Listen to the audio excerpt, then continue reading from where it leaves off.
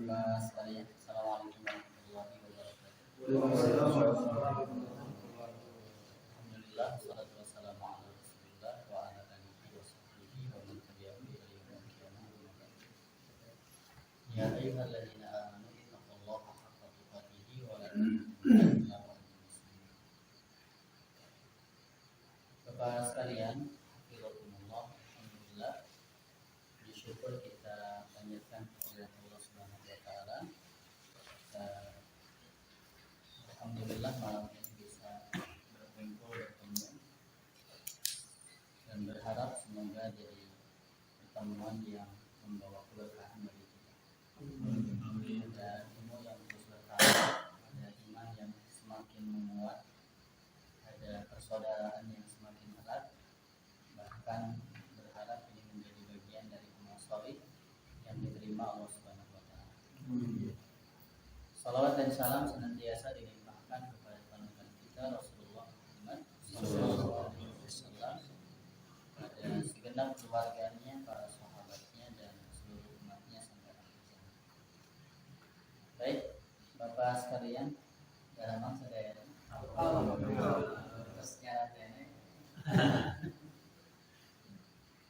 Insyaallah kita akan lanjutkan bab motivasi berakhlakul karimah, berakhlak mulia, setelah kita membahas tentang akhlak-akhlak tercela. Jadi kalau dalam konsep tazkiyah, kita menghilangkan keburukan lalu menghiasi dengan kebaikan. Jadi keburukan itu dihilangkan dulu, baru kemudian berhias dengan kebaikan. Setelah kita tahu akhlak jelek lalu kita meninggalkan, maka kita tanami dengan akhlak yang baik. Kalau tidak ditanami, nanti akhlak jelek itu muncul lagi. Hadis yang ketiga pada bab ini, hadis dari Abu Sa'id Al-Khudri radhiyallahu anhu, semoga Allah meridhoinya. Qala, berkata Abu Sa'id Al-Khudri, qala, bersabda Rasulullah sallallahu alaihi wasallam. Sudah ketemu? Ada. Iyakum wal julusa bituruqat. Iyakum, takutlah kalian, hindarilah oleh kalian. Wal julusa, duduk-duduk, bituruqat, di jalan. Hindarilah, takutlah dengan duduk-duduk, nongkrong di jalan. Nah, kisah nongkrong sebelum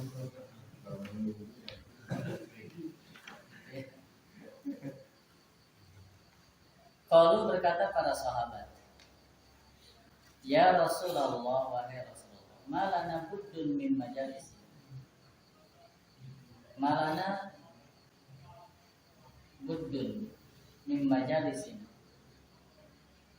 Wahai Rasul, kami ini gak bisa meninggalkan, dan kami mesti melakukan di sana. Min majalisina, di tempat duduk kami. Natahaddatsu fiha, kami berbincang-bincang, fiha, di majalis, di tempat duduk. Ya. Jadi sahabat, ini sahabat ya, sanes bapak. Bapak kan makanya ini. Ternyata sahabat, wahai Rasul, kami gak bisa meninggalkan duduk-duduk di sini. Qala, bersabda Rasulullah sallallahu alaihi wasallam, fa amma idza abaitu, adapun jika kalian menolak, jika kalian tidak bisa menghindar, jika kalian mesti ya duduk-duduk di sana, maka Rasul memberikan solusinya, fa'atu at-tariq wa haqqah, maka berikanlah oleh kalian at-tariq wa jalan, haqqahu, haknya. Ya, bolehlah kalian duduk-duduk, tapi laksanakan hak jalan. Jadi ada kewajiban kita kalau mau duduk-duduk di pinggir jalan. Kalau berkata para sahabat, wa ma haqquhu, apa itu hak jalan ya Rasul? Qala ghaddul basar, yang pertama menundukkan pandangan, itu hak jalan. Wakaful ada, yang kedua mencegah hal yang bisa menyakiti. Kaful ada, jadi tidak menyakiti orang yang jalan, yang lewat. Raddus salam, yang ketiga menjawab salam. Wal amru bil ma'ruf, yang keempat beramal ma'ruf, memerintah kepada kebaikan. Wan nahyu 'anil munkari, yang kelima mencegah kemungkaran. Muttafaqun alaih, hadis ini diriwayatkan oleh Imam Bukhari dan Imam Muslim. Bapak sekalian, bahasa Rasul iyyakum wal julusa bi turuqat. Kita meyakini tidaklah Rasulullah melarang kecuali karena di sana ada keburukan. Karena nggak mungkin Rasulullah membiarkan kita ini terjerumus ke dalam keburukan. Jadi apa yang dilarang Rasul pasti di sana karena tidak ada kebaikan. Pasti di sana ada keburukan. Pasti di sana ada kerusakan. Ya, kita bisa merasakan kayak kami di jalan, nongkrong di pinggir jalan, kan meren aya nu ngalangkung. Gitu ya. Anu ngalangkung teh rupa-rupa. Ya istri ayah pamungkas. Istri kan lupa ayah yang rapi, ayah yang kurang bahan. Itu kan? Nah, itu kan akan jadi fitnah bagi dirinya. Bahkan bisa jadi ada yang berjalan lalu kelihatan aibnya, ketinggalan jadi aibnya. Dan ketika kita tidak kuat menahan, bisa jadi kita membicarakan nanti aib dia yang kita lihat. Itu sudah jadi fitnah gitu. Coba lah mengulang ningali, mau ngobrol ke?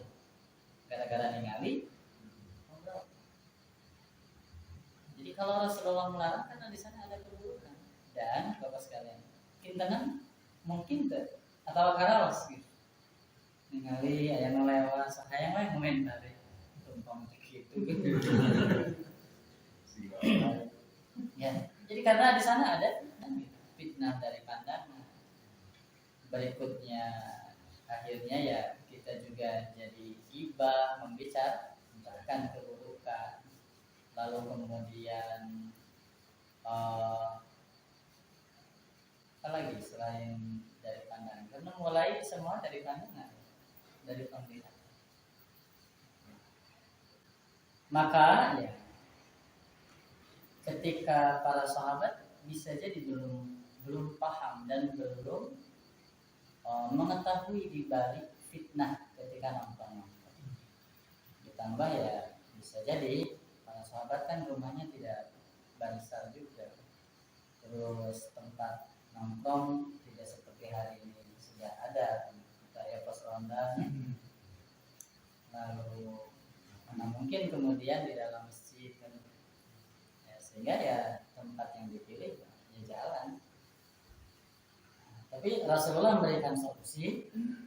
Ya, kalau memang tidak bisa menghindar dari tempat itu, kata Rasul, silahkan, tapi laksanakan hak jalan. Berarti kan ada kewajiban. Apa kewajiban ketika nongkrong? Nah, ini Bapak yang suka nongkrong di jalan kena hafal. Yang pertama gordul basar. Menundukkan pandangan. Menundukkan pandangan itu sanes peureum. Jadi jangan memandang yang akhirnya melahirkan kemaksiatan. Jangan memandang yang akhirnya melahirkan kerusakan.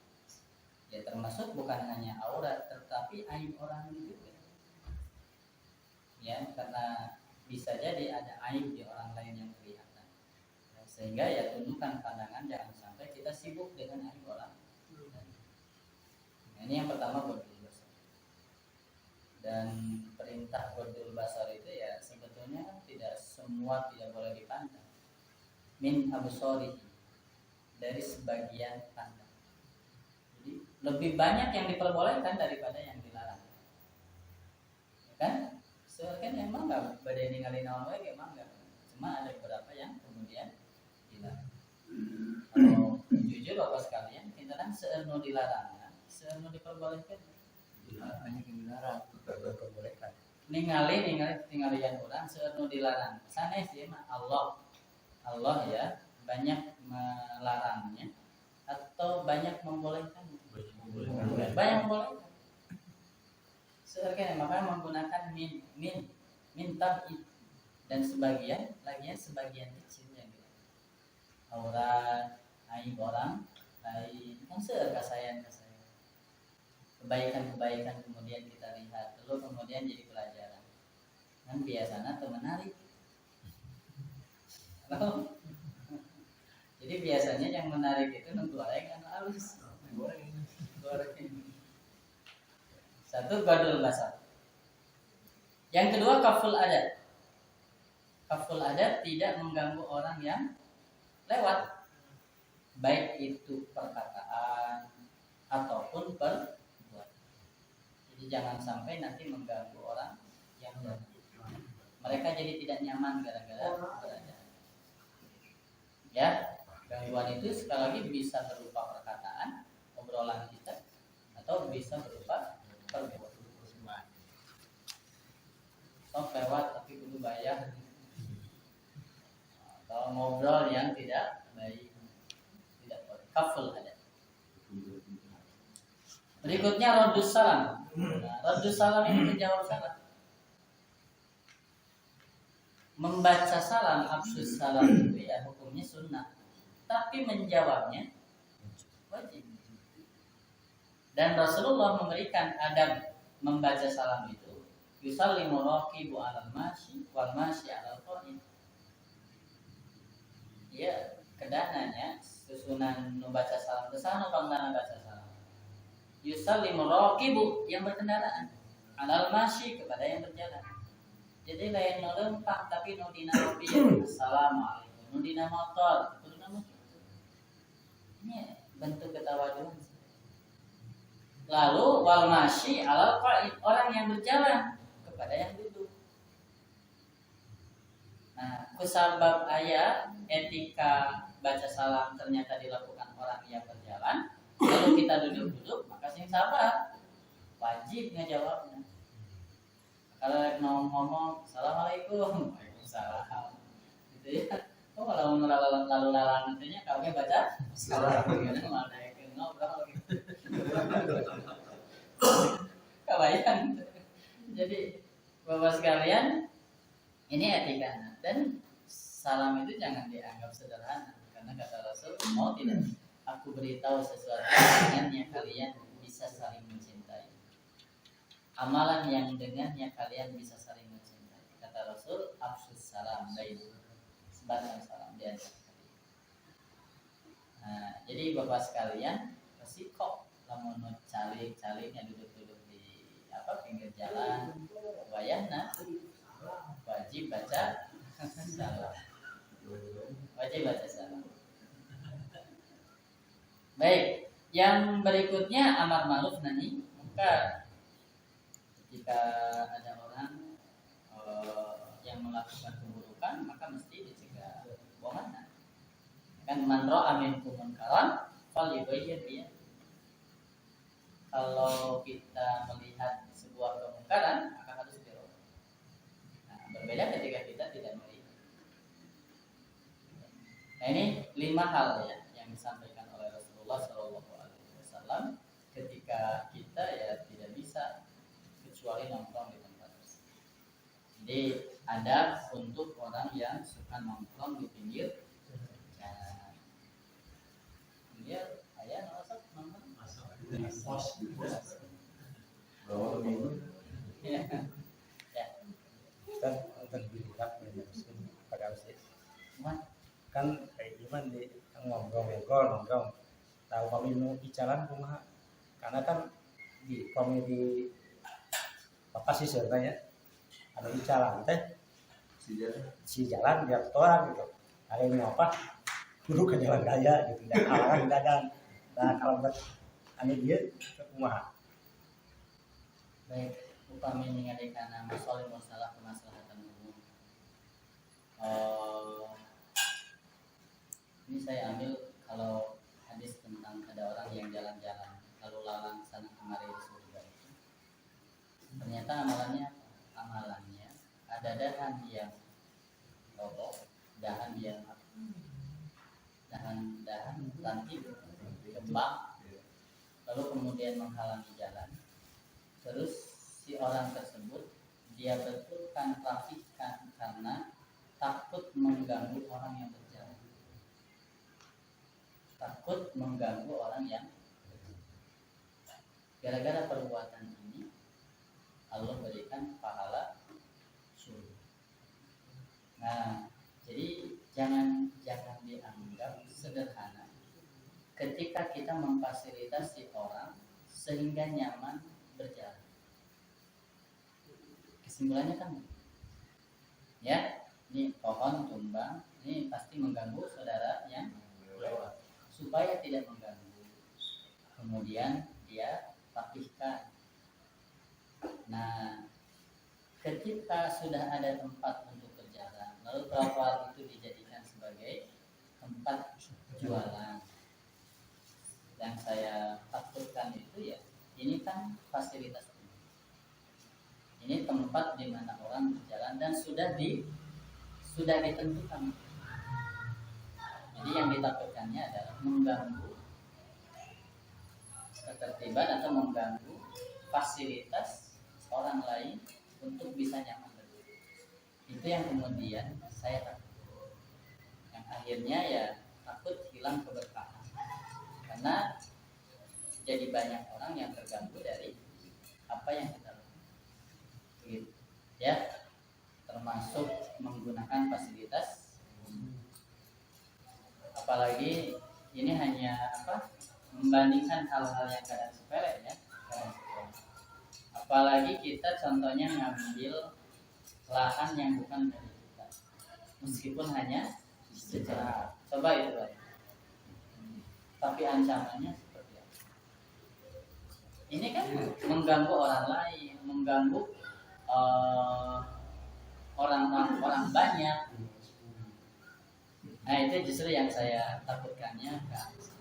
Ya. Nah, adapun ketika dia bukan di tempat umum, kemudian dia di tempat dia, kecuali kalau sudah disepakati, contohnya kayak apa itu yang suka di hari Ahad itu pasar tumpah yang sudah disepakati, lalu mobil ditutup tidak boleh masuk dan sebagainya. Karena memang tempat itu ya saat itu dipakai untuk jualan. Begitu. Ya, tapi kalau di luar peruntukan ya yang ditakutkan ya tadi banyak orang yang terzolimi, banyak orang yang terganggu. Dan itu kan bukan satu orang, dua orang. Dan itu bukan waktu yang sebentar. Sehari berapa jam. Lalu terus-terusan ada di sini. Yang ditakutkan itu adalah ketiada berkah. Karena banyak yang terzolimi. Allah. Ya. Nah, baik Bapak sekalian. Sebetulnya Bapak Ibnu Hajar ya, beliau mencoba mengumpulkan untuk adab-adab di jalan ini. Selain dari hadis yang tadi dibacakan, bahasa ini ya, satu apa tadi? Tebarkan salam, hafzus salam, ifsa'us salam. Lalu berbicara yang sopan. Nah, berbicara yang sopan itu masuk ke kaful adab, menyakiti. Menyakiti dengan perkataan, maka kita tidak boleh sehingga perkataan kita harus sopan. Dan perkataan yang baik, perkataan yang sopan itu pun bagian dari sedekah. Bahkan qaulun ma'rufun khairun min shadaqatin yatba'uha. Perkataan yang baik itu lebih baik daripada sedekah yang akhirnya orang jadi tersakiti dengan pemberian kita. Sedekah tapi jadi akhirnya tersakiti. Ya, apalagi diungkit-ungkit. Lalu resiko karena kita di pinggir jalan, ketika ada yang bersin, maka kita wajib jawab.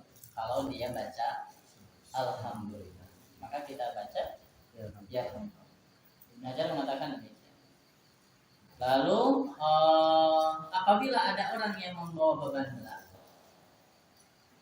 berat, maka dia yang duduk-duduk itu wajib menolong. Jadi nggak boleh kemudian membiarkan ke awal malam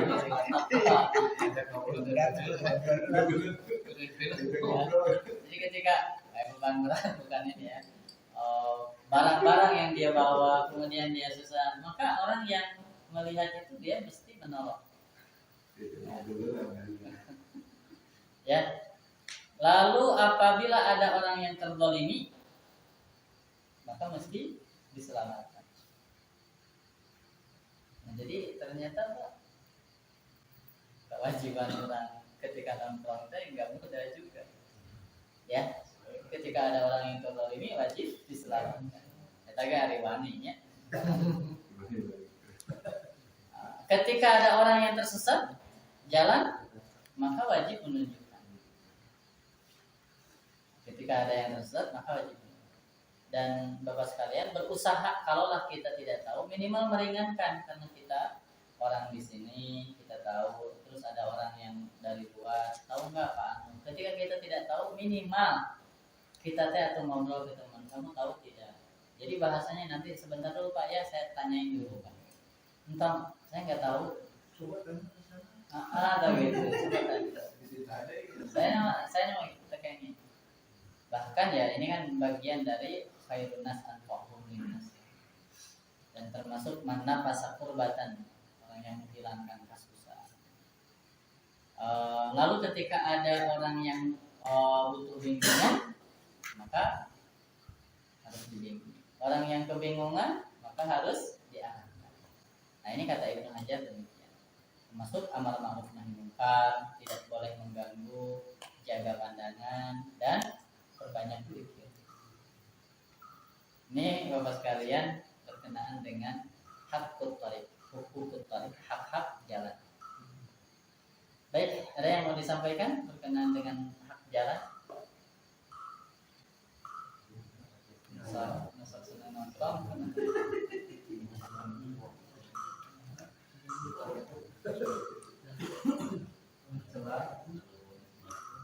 Ya.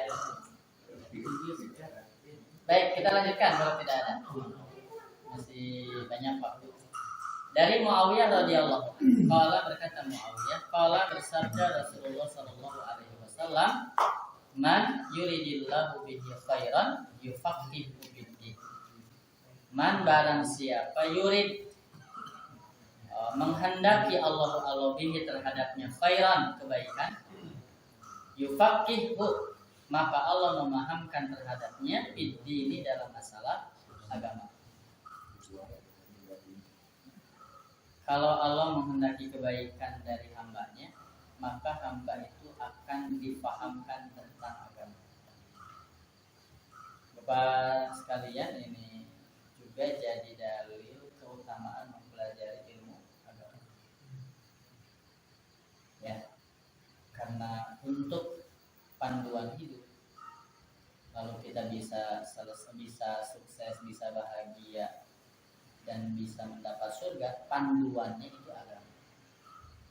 Tapi kalau untuk kemudahan hidup, sehingga panduan itu bisa dilaksanakan dengan mudah, nah itu pakai ilmu dunia. Jadi ilmu agama jadi panduan, ilmu dunia jadi sarana untuk kemudahan. Ya, nah seperti ilmu agamana contohnya teh wudu gitu. Maka kalau dulu sumur, nah, maka sekarang dimunculkanlah contohnya teh Pak, sumur yang dibor, lalu kemudian airnya pakai keran. Nah itu kan ilmu dunia, sehingga kita memudahkan untuk wudu teh kudu nimbah heula. Kita tinggal pakai. Bahkan untuk mengamalkan tidak boros dengan air, lalu teknologi ketika dipakai otomatis mati sendiri. Ketika kita pakai nyala, ya. Ketika kita tidak pakai, maka ini kan bakal sesuai dengan hadis, tidak boleh berlebih-lebihan dalam menggunakan air. Nah, jadi Bapak sekalian, itu ilmu dunia dengan ilmu agama itu nanti jangan dibentur-bentur. Orang bagus ilmu agamanya, tapi dia lemah ilmu dunianya, jadi lumpuh, tidak bisa channel. Orang hebat ilmu dunianya, tapi dia tidak paham dengan agama, jadi dia segala dihalalkan. Nah, sehingga dua ini harus. Hanya Rasul mengatakan kalau Allah menghendaki kebaikan dari dia, pasti dia akan dipahamkan dengan agama. Karena agama itu nanti yang akan menjadi panduan. Ya. Nah, baik Bapak sekalian. Jadi mempelajari ilmu-ilmu syariah, hukum-hukum di dalam Islam, halal haram. Nah, ini di hadis ini jadi apa? Jadi dalil akan keutamaan ilmu.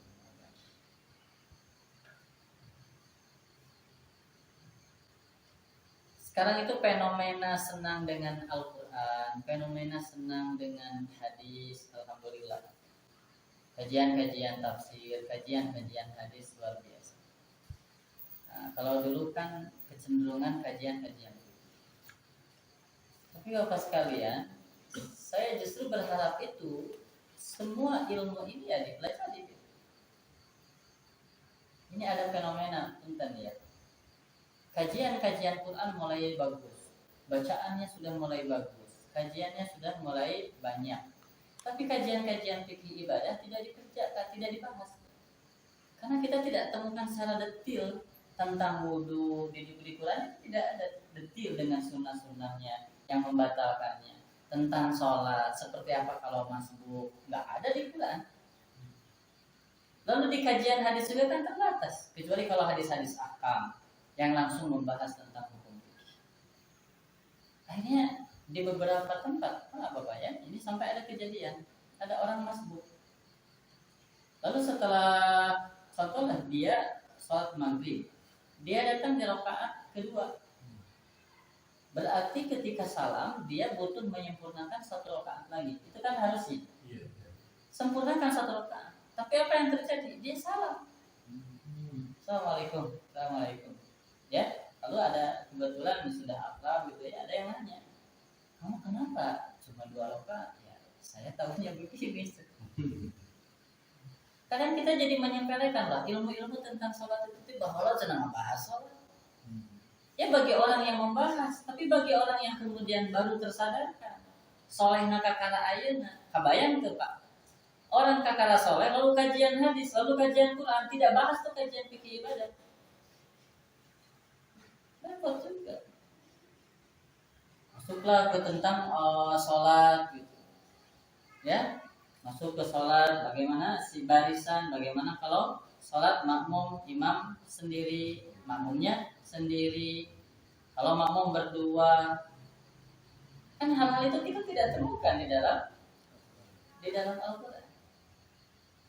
Dan kajian-kajian hadis kecenderungan ke kajian-kajian yang sifatnya umum. Jarang kemudian kajian hadis yang mengarah kepada fikih ibadah. Itu juga masih jarang.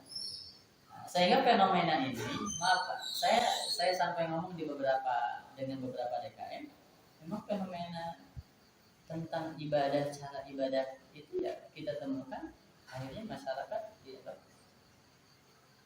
Gitu. Apalagi kalau sudah masuk ke praktek, sudah pembahasan jarang, bimbingan praktek tidak. Nah ini yufaqihu fiddin. Jadi luar biasa kalau Allah ya yarfa'illahu alladziina aamanu minkum walladziina utul ilma darajat. Ya, jadi kita berharap Bapak sekalian ilmu agama mah harga mati. Minimal yang sifatnya fardu ain itu kita harus tahu tentang sholat kita, tentang zakat, tentang puasa, itu mah wajibnya fardu ain. Ya, minimal dalil-dalil umum. Meskipun kita tidak sampai akhirnya mustalahatul hadis, sampai usul fikih dan sebagainya, tapi minimal kita kenal. Dan itu mau urusan kita dengan Allah Subhanahu wa taala. Bifaqihu fiddin. Baik Bapak sekalian. Nah, ini ada yang mengatakan dengan hadis ini bahwa menjelaskan keutamaan fikih dari bahasa yufaqihu. Ya. Nah, karena memang fikih itu Pak produk. Fikih itu produk. Yang mengolahnya apa? Usul fikih. Sumbernya mana? Al-Quran, hadis, sejarah. Maka produk fikih itu bukan satu hadis lalu kemudian disimpulkan, tidak. Di Quran ada asbabun nuzul, di hadis ada asbabul wurud. Maka bakal ditanya, ini berkenaan dengan sejarah Nabi di mana nih? Ini berkenaan dengan kasus siapa? Apa yang melatar belakangi hadis ini? Apa yang melatar belakangi turunnya ayat ini gitu.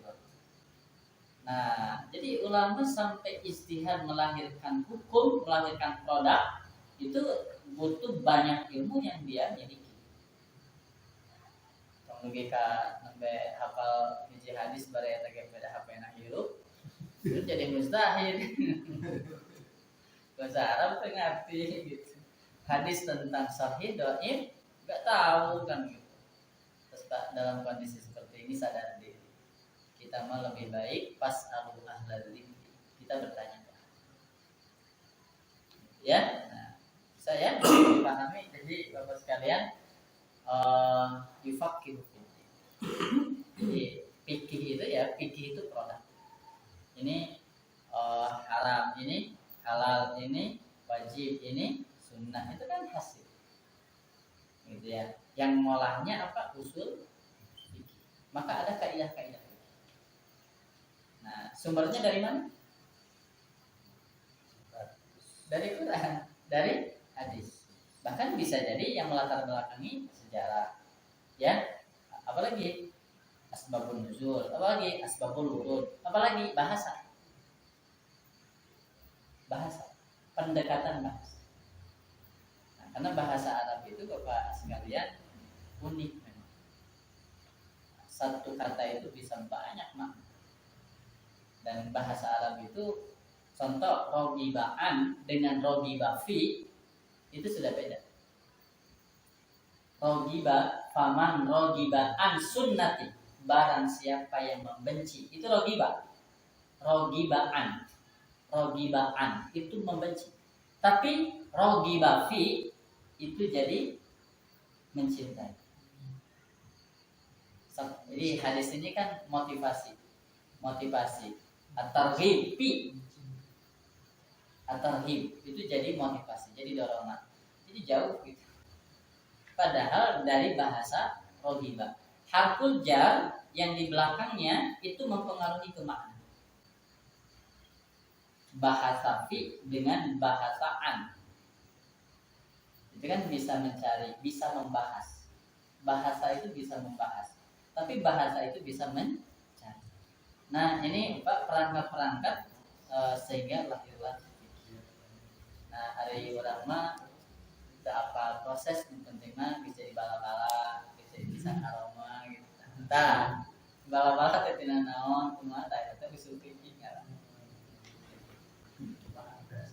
Bahan prosesnya.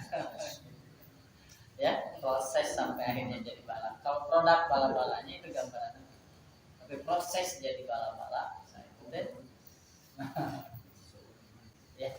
Baik Bapak sekalian. Sekali lagi hadis ini menunjukkan alangkah mulia ilmu fikih dan orang yang menuntutnya. Ya, ilmu fikih dan orang yang baik Bapak, ada yang bisa ditambahkan mangga? Jadi mudah-mudahan ya ketika kajian fikih, ketika kajian hadis, ketika kajian Quran itu jangan dipisah-pisah. Ya, makanya kan sekarang mah ada fikih hadisnya. Sirah ada fikih sirahnya. Jadi satu. Ya, maka kalau orang menganggap ulama fikih itu tidak perlu mengetahui ilmu hadis, bahaya kan? Kalau mengatakan bahwa ulama fikih itu tidak perlu mengetahui hadis, ya bahaya. Hadis itu kan jadi sumbernya. Di hadis itu kan macam-macam. Ada yang sahih, ada yang hasan, ada yang dhaif. Gitu kan? Nah, di hadis juga kan di yang dhaif juga macam-macam. Munqati, ada mudallas, ada munkar, banyak. Nah, jadi Jadi bagaimana mungkin nanti dia menyimpulkan lalu bersandarkan kepada hadis ketika dia tidak tahu tentang ilmu hadis. Begitu juga tentang ilmu. Maka kalau orang-orang dulu mujtahid kayak Imam Asy-Syafi'i, Imam Maliki, Imam Hanafi, ya pasti dia menguasai hadis, menguasai Al-Quran, menguasai ilmu-ilmu termasuk bahasa. Nah, bagi kita yang tidak mumpuni dengan keilmuan, bahasanya Pak, kita jadi muttabi, orang yang mengikuti. Jadi kita baca kitab mereka, kita baca hasil ijtihad mereka dengan dalil-dalil yang mereka sampaikan, lalu kita ulama tinggal menikmati saja. Oke, ada yang mau disampaikan? Kalau itu bisa antara mengikuti dengan seperti tadi dengan taklid, apa bedanya? Kalau taklid itu ikut-ikutan tanpa mengetahui ilmunya. Pokoknya mau tidur gitu guys. Kalau muttabi itu dia tahu dengan ilmunya. Dia tidak melahirkan produk, dia hanya mengikuti. Tapi dia mengikuti tahu. Kenapa saya wudhu begini? Kenapa saya kemudian tidak batal ketika bersentuhan dengan istri saya? Kenapa saya batal bersentuhan dengan istri saya? Dia paham dengan dalil. Enggak begini. Pokoknya ada cek guru saya, lama cek taklid. Saya usah mengambil ini. Nah, tapi minimal kita masuk ke ilmu. Ke ilmu itu kita memang mengikuti, tapi kita tahu bahasa aula mastumun nisa itu menurut Imam Asy-Syafi'i lamisa itu almas menyentuh, artinya menyentuh batas. Menurut Imam Asy-Syafi'i dengan mengambil hakikat makna hakiki dari lamisa. Berarti kesimpulannya menyentuh batal, kan begitu. Tapi Ibnu Abbas, bukan, lamisa itu mubasyarah, berjima. Jadi kalau menyentuh tidak batal. Lalu kemudian Rasulullah mencium istrinya, lalu berangkat ke masjid tanpa berwudu lagi. Nah, itu kan dijadikan dalil.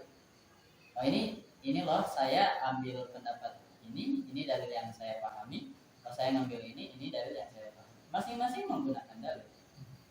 Enak sebetulnya ketika kita belajar, lalu dalil-dalil itu disampaikan. Setiap orang tidak bisa digiring harus sama. Karena bisa jadi nanti ada yang nyambung dengan saya lebih nyaman dengan ini dan lebih saya pahami. Saya lebih nyaman dengan ini dan ini lebih mudah saya pahami dan lebih mudah saya amalkan. Setelah ilmu, amal itu masing-masing. Tekudu puyang ku amal batul, mau ditanya ya amal batul. Kita akan ditanya amal itu sendiri. Tapi menurut saya salah, ya emang nggak sampaikan dengan cara yang baik. Tapi ketika mereka tidak menerima, bukan urusan kita untuk menjadikan mereka harus sama dengan kita. Bahkan kita juga belajar untuk bijaksana, sehingga keilmuan kita itu komprehensif. Kenapa dia jadi begitu? Kenapa dia jadi dia ngambil ini, dia ngambil ini. Selesai. Kita juga tidak bisa memaksa. Ya, dan hal seperti ini tidak dilarang kita mengkaji dalil, membanding-bandingkan. Menurut saya dalil yang kuat yang ini, mangga menurut saya. Tapi jangan orang lain harus menurut saya juga gitu. Kan bisa jadi orang lain juga punya pandangan lain. Jadi Bapak sekalian, secara keilmuan komprehensif, secara akhlak kita tasamuh saling toleran, tapi bukan berarti kita dilarang untuk mengkaji secara komprehensif. Enggak dilarang. Bagus. Makanya kayak Bidayatul Mujtahid itu kan membanding-bandingkan. Ini menurut Imam Asy-Syafi'i ini dalilnya, Maliki ini dalilnya. Begitu juga dengan Madahibul Arba'ah. Ada kitab Madahib Fiqih Madahibul Arba'ah. Ini menurut Imam Syafi'i begini, ini terus dengan dalil-dalilnya. Nah, kitab-kitab yang seperti itu saya pikir bagus. Minimal kita jadi tahu apa yang dilakukan orang lain dan tahu itu yang memudahkan kita bisa toleran. Kalau kita tidak tahu, jadi ngerasa benar, hantam batu, nyala-nyala. Nanti tidak tahu. Ya, nah jadi fikih pun tandanya karena corak fikih itu kan pemahaman. Nah, yang namanya pemahaman tidak sulit untuk disatukan. Tapi kesamaannya apa? Kesamaannya ilmu dan dalil, lalu semangat untuk mengamalkan itu saja. Yang harus kita sepakati. Semangat untuk beramal sesuai dengan ilmu. Nah itu bedanya taklid dengan muttabi. Ya,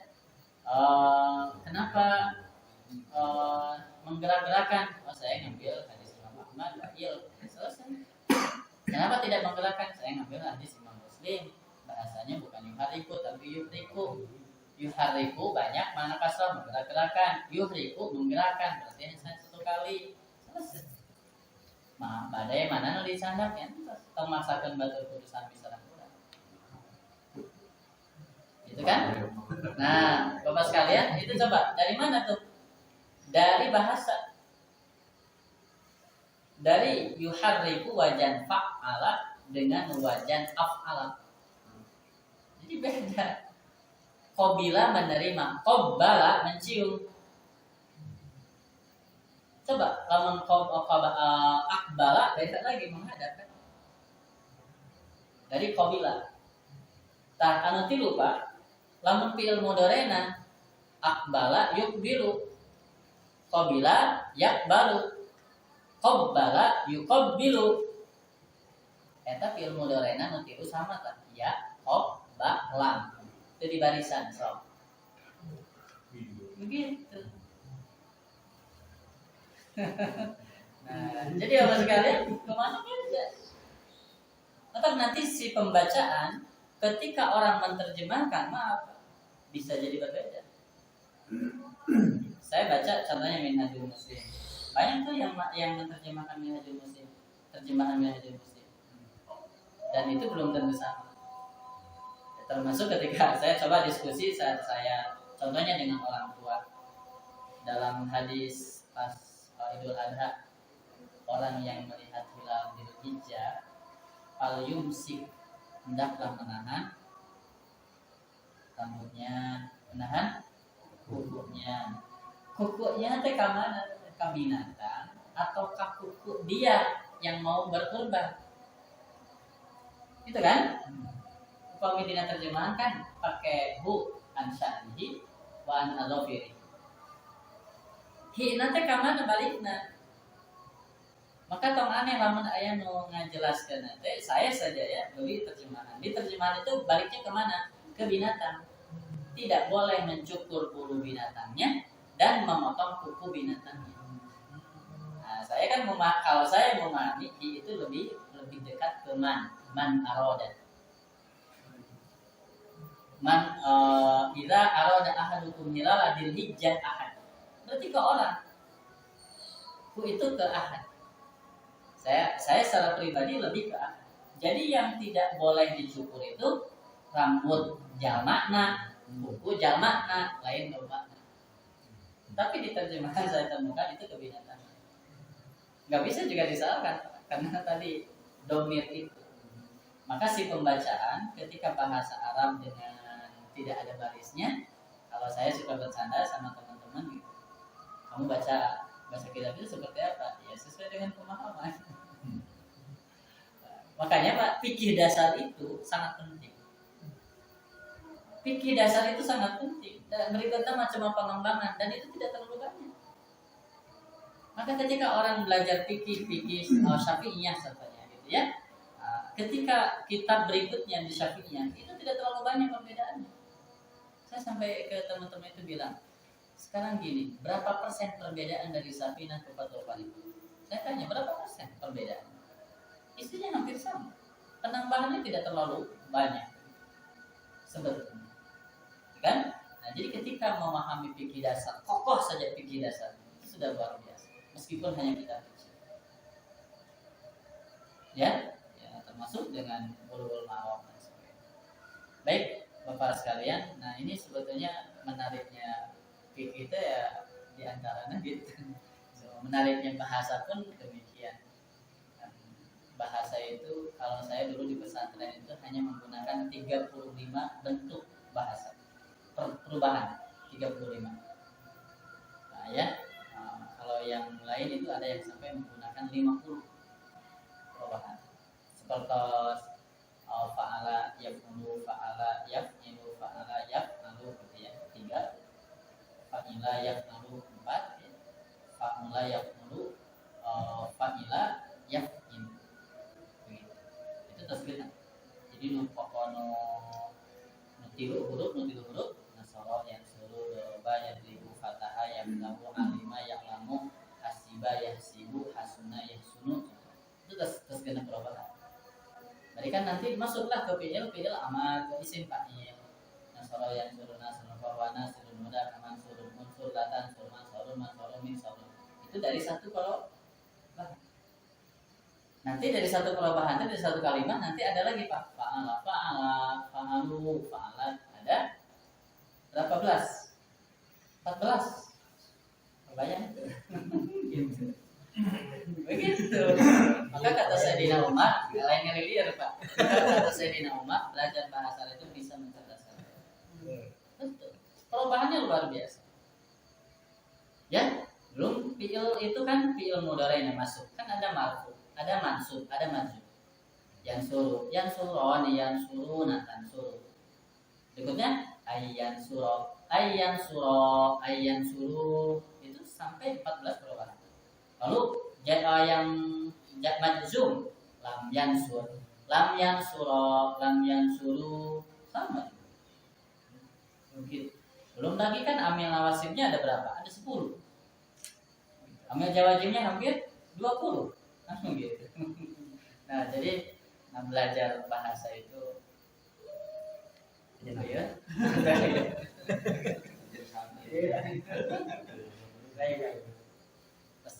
Sanesnya siana. Tapi ini hanya sampai akhirnya gitu sekalian. Memang tidak sederhana. Sehingga dengan kondisi keilmuan kita tidak usah memaksakan. Maka bahasanya tadi yang minimal kita mah di level muttabi. Jangan mutlak. Ya, kita dengarkan tapi mendengarkan dari ulama yang menyambungkan si pandangan itu dengan dalil-dalil. Menurut saya ini dalilnya.